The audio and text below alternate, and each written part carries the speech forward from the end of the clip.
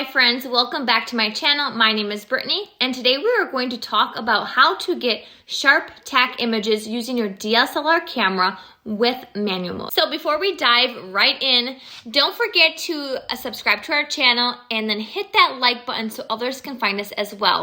You'll see in the description of this video, there'll be two different links. One is for our manual mode course, which teaches you in depth of how to use your DSLR camera, with using manual mode. It goes over like how to adjust your settings, ISO, shutter speed, and your f-stop and all of those things in detail. And then you'll also find a freebie with, it's a cheat sheet on these settings that you can kind of quick glance at during your sessions and how you need to adjust those settings. One big question I get often is, how do I get sharp images all the time? Part of it could be the lenses you are using. Some of the lenses are naturally sharper than others, but no matter what the lens is that you're using, there are some key settings that come into play when it comes to sharp tack images. Okay, so the first setting we're going to talk about is called aperture. It's also known as f-stop. It's the blurriness of your photo. So the lower the aperture, the more blurry your photo is going to be in the background. The higher the aperture, the less blurry it's going to be in the background. For an example, if you're using an aperture of 2.8, that's going to be more of a blurrier background than if you're using an aperture 4.0. So aperture determines like the blurriness of your background. The other setting that kind of plays with the aperture is called our shutter speed, and that basically determines how fast or slow the shutter snaps, kind of shutter speed, right? So basically, we don't want the shutter speed to be too slow, especially if you're working with young kids or toddlers. We want to be able to capture and freeze that movement. And like the faster the shutter goes, like with toddlers and movement, the more crisp we can capture that movement and freeze that time. Okay, so if you're taking notes, write this down. The higher the aperture, so the bigger the number, less light and the darker the image is going to be, okay? The lower aperture, so a smaller number, would mean more light, the brighter the image. But now we have to take in consideration, okay, let's say we're shooting a family of 4. If we have too low of an f-stop, not everybody is going to maybe be in focus. So I kind of look at it this way. You have a low aperture, less is in focus, okay? So just look at this circle. That's how much is in focus. The lower the aperture, the less in focus, okay? The higher the aperture, more is in focus. But we have to keep in mind different focal planes. So say I'm here and my daughter or son is on my lap.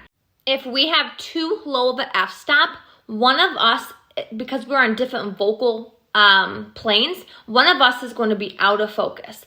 If he or she is right next to me, we are on the same focal plane, so we would both be in focus. Okay, so jumping into shutter speed. Naturally, when you hit that shutter speed down, our hand moves a little bit. So a good rule of thumb is to kind of take your lens in consideration. So say I'm using my 50 millimeter lens. We're going to times that by 2 and you're going to get 100. So you're going to have 1 over a number, and that number is your shutter speed.